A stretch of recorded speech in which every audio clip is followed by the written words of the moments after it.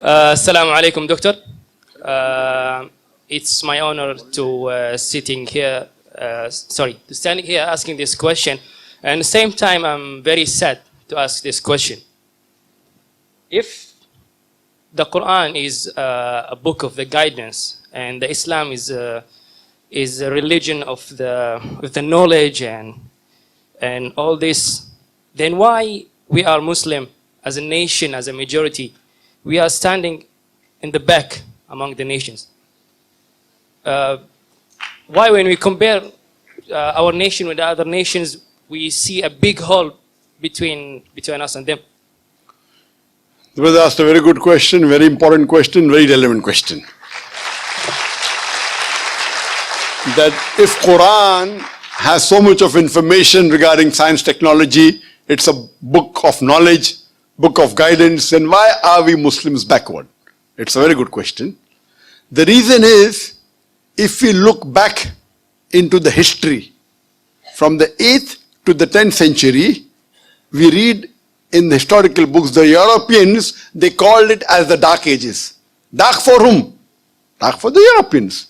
The Arabs, the advancement they made in science and technology was phenomenal. If you had to know about science, if you want to do research of science, you had to learn Arabic. Like how today we learn English. At that time, the Muslims were on top of the world because we were close to Quran and Sunnah. Today, the reason the Muslims are backward is because we are far away from Quran and Sunnah. So Quran is not to blame, you and I are to blame.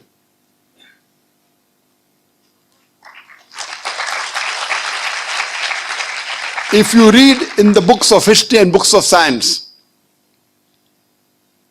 I said in my lecture, Ibn Nafis. Ibn Nafis, 600 years after the Quran was revealed, was the first to describe the blood circulation. In a textbook, we know about William Harvey, we don't know about Ibn Nafis. So two reasons is there. Number one, Muslims have gone away from Quran Sunnah. Number two, media.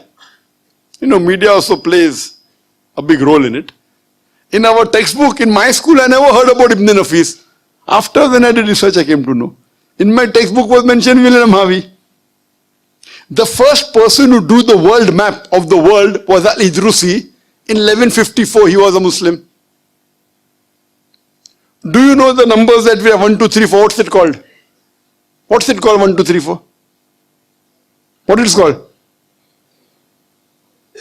Say loudly. Arabic numerals. How we have Roman numerals? 1, 2. Arabic numeral. Why? Because 0 was first introduced by the Indian. The Arabs took it up, put a decimal point, and we have the Arabic numerals. If you know about Al-Tusi, he was the one who discovered the Pythagoras theorem, which we learn in school. We learn Pythagoras theorem, we don't know the name of Al-Tusi. The square of the hypotenuse is equal in a triangle. The square of the hypotenuse is equal to the sum of the other two sides of the triangle. Do you remember or you've forgotten? You remember, na? MashaAllah, good student. Who was the person who discovered it? Now you came to know, correct? Better late than never. Al-Tusi, Muslim. Trigonometry, we learn trigonometry. Who is the main person of trigonometry? Al-Biruni.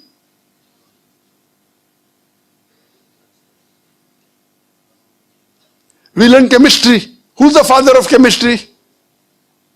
We know Geber. It's not Geber, it is Jabir ibn Hayyan. They want to, change the name, westernize it, Geber. So Geber looks like a westerner, sounds like a westerner, correct? It is Jabir ibn Hayyan. He is the father of chemistry, wrote more than 200 pages, 2000 pages. He was the first who distilled alcohol. Alcohol comes from the Arabic word al-gul. Alcohol is Arabic, al-gul meaning evil spirit. He distilled it. How many people know about Al-Kindi? At the time when Newton, who's the biggest scientist in the world history, Newton said all laws are absolute. Al-Kindi said no, all laws are not absolute, they are relative. Later on, Albert Einstein came. All have heard about Einstein. How many of us have heard about Al-Kindi?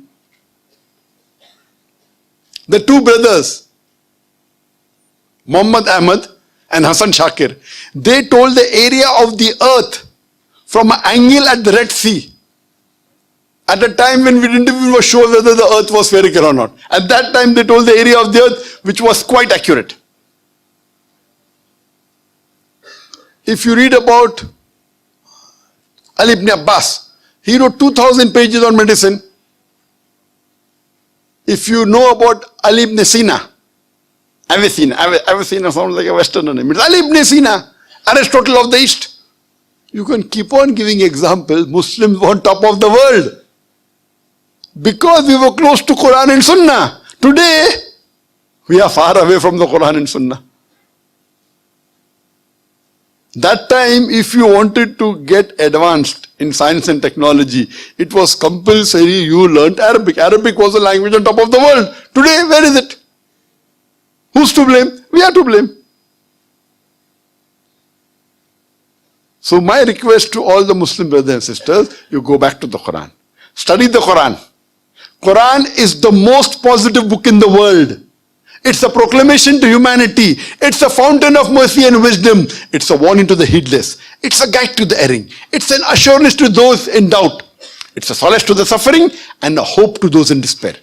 You can get all these benefits only if you read the Quran with understanding. If you don't know Arabic, read the translation of the Quran in the language you understand the best. Implement it, inshallah, it will be a guidance for you for your full life and you'll see your life change. Hope that answers the question.